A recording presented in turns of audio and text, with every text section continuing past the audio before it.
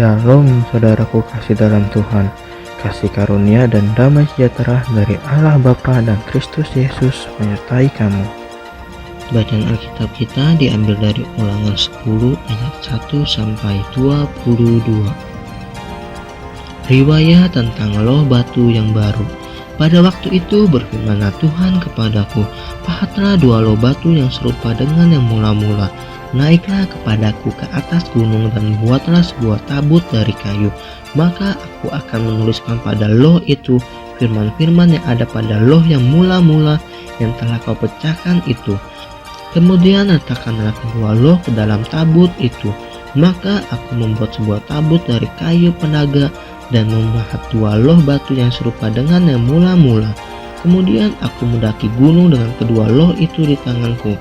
Dan pada loh itu ia menuliskan sama dengan tulisan yang mula-mula ke-10 firman yang telah diucapkan Tuhan kepadamu di atas gunung dari tengah-tengah api pada hari kamu berkumpul. Sesudah itu Tuhan memberikannya kepadaku. Lalu aku turun kembali dari atas gunung dan aku meletakkan loh-loh itu ke dalam tabut yang telah kubuat. Dan disitulah tempatnya seperti yang diperintahkan Tuhan kepadaku. Maka orang Israel berangkat dari Berot Bene Yakan di Mosera. Di sanalah Harun mati dan dikuburkan. Lalu Eleazar anaknya menjadi imam menggantikan dia. Dari sana mereka berangkat ke Gudgod dan dari Gudgod ke Yotbata, suatu daerah yang banyak sungainya. Pada waktu itu Tuhan menunjukkan suku Lewi untuk mengangkut tabut perjanjian Tuhan, untuk bertugas melayani Tuhan dan untuk memberi berkat demi namanya sampai sekarang. Sebab itu suku Lewi tidak mempunyai bagian milik pusaka bersama-sama dengan saudara-saudaranya. Tuhanlah milik pusakanya seperti yang difirmankan kepadanya oleh Tuhan Allahmu.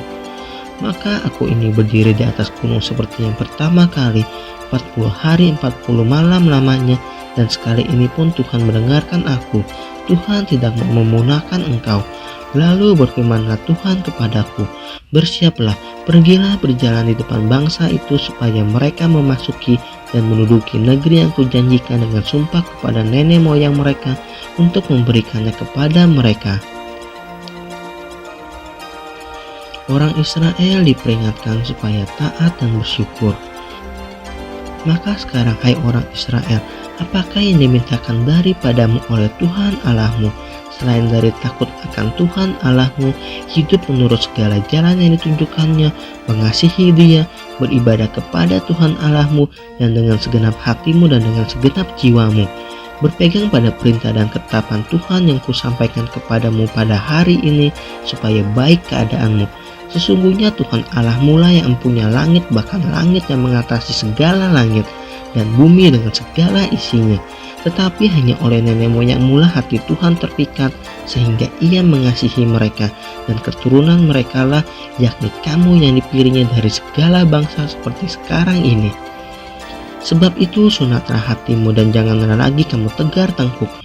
Sebab Tuhan Allahmu lah Allah segala Allah dari Tuhan segala Tuhan, Allah yang besar, kuat dan dahsyat, yang tidak memandang bulu ataupun menerima suap, yang membela hak anak yatim dan janda, yang menunjukkan kasih-Nya kepada orang asing dan memberikan kepadanya makanan dan pakaian.